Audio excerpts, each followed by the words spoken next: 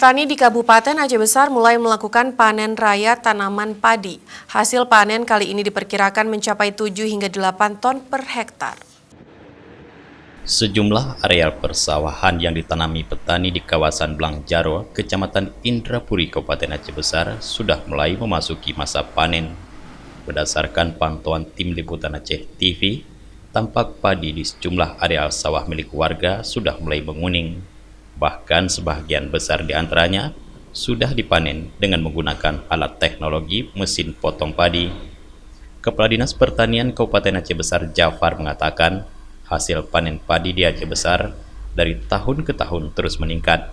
Pada musim tanam gadu tahun 2021 ini, dari jumlah 25.000 hektar lahan yang ada izin musim tanam dan dapat terairi dengan baik sekitar 10.000 hektar lebih. Dengan hasil panen menurut Jafar sangat memuaskan, di mana mencapai 7 sampai dengan 8 ton per hektar.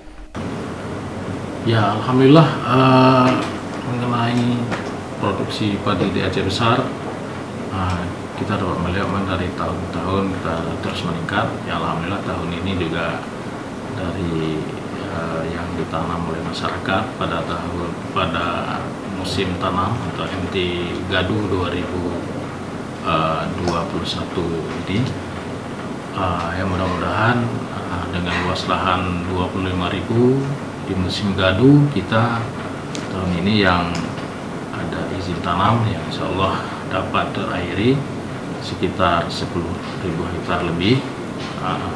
Ini dengan hasil mungkin 7 sampai 8 ton rata-rata per hektar yang kita peroleh dari besar. Alhamdulillah dengan hasil yang sangat memuaskan kalau kita lihat, apalagi kalau kita lihat sekarang daerah irigasi baik Krung Diri maupun Krung Aceh dan juga daerah-daerah irigasi lainnya, irigasi pedesaan, ini dapat dimanfaatkan oleh masyarakat untuk melaksanakan penanaman MT Gadu 2021 ini.